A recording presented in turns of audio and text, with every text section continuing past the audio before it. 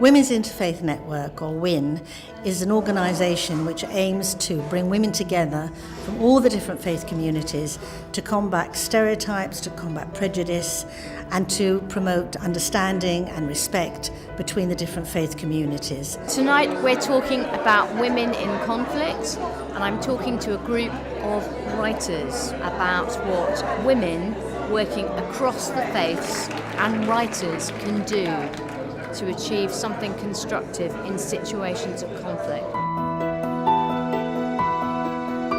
Women need to find a new language, but we also need to find listeners.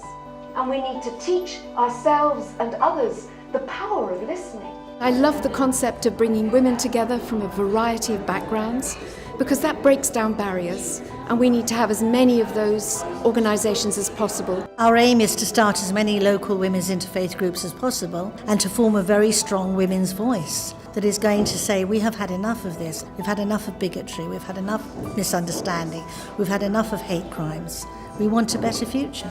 I think it's the writer's responsibility to ask the questions, difficult questions about political taboos, cultural taboos, sexual taboos, and then leave the answer to the reader. The language that we use can either create conflict or resolve it.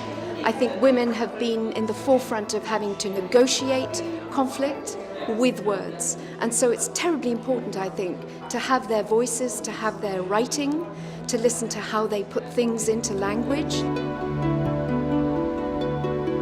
More men need to show their support, show their faces and lend their voices to the issue of women's rights. We don't see enough men contributing in the front line, and we need them on the front line. Now, whether you're a woman or you're a man, you have the responsibility to curate these stories and let them be seen, because otherwise all you have is journalism, and sometimes people don't just want to read what the media tells them. They want to see it through the lens of someone who can write about it in a creative way, and that's what we as writers must do. What storytellers do is to bring nuances and to cultivate empathy. I think if we lose empathy, the world will be a much darker place. We're living in a very difficult age. If we're taking up books, it's because we're looking for some meaning. And I think that's the reason people write, and it's the reason I hope people read. We stand at the crossroads of choice. Are we going to ally ourselves with the forces of integration or disintegration?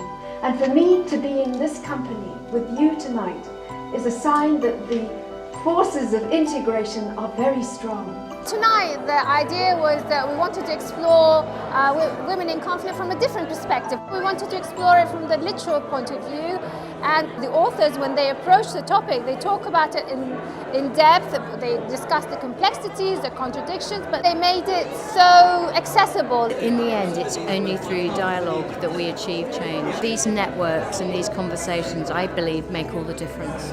It was exceptional because so many wonderful ideas and thoughts shared with the audience. I was moved, I was enlightened, I was inspired about how we could all come together for a better, peaceful world.